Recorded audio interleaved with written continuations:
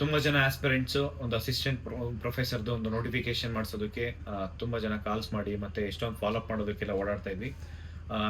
ಅಕ್ಸ ಸಂಘಟನೆಯಿಂದ ನಿರಂತರವಾಗಿ ಇಲಾಖೆಗೆ ಭೇಟಿ ಮಾಡಿ ಮತ್ತೆ ಮಿನಿಸ್ಟರ್ಗೆ ಇರ್ಬೋದು ಮತ್ತೆ ಹೋರಾಟದ ಮುಖಾಂತರ ನೋಟಿಫಿಕೇಶನ್ ಮಾಡಿಸೋದಕ್ಕೆ ಕಂಟಿನ್ಯೂಸ್ ಇವತ್ತು ಕೂಡ ನಾವು ಅಸಿಸ್ಟೆಂಟ್ ಪ್ರೊಫೆಸರ್ ನೋಟಿಫಿಕೇಶನ್ ಮಾಡಿ ಅಂತ ಹೇಳ್ಬಿಟ್ಟು ನಾವು ಇಲಾಖೆಗೆ ಭೇಟಿ ಮಾಡಿದ್ವಿ. ಅಲ್ಲಿಂದ ಏನಂತಂದ್ರೆ ಸ್ಪೆಷಲೈಸ್ಡ್ ರೆಕ್ರೂಟ್ಮೆಂಟ್ ರೂಲ್ನ ಲೀಗಲ್ ಟೀಮ್ಗೆ ಅಂದರೆ ಸರ್ಕಾರ ಕಳಿಸಿದ್ದಾರೆ.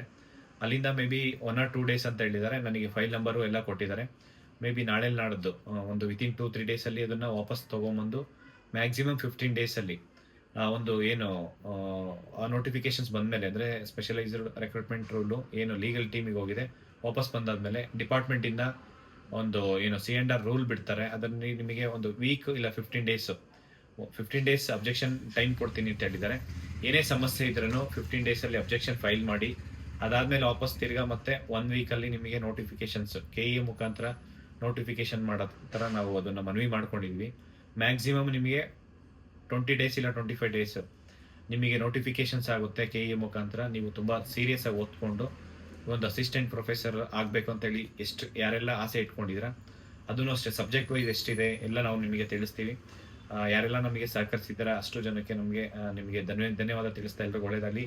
Thank you so much.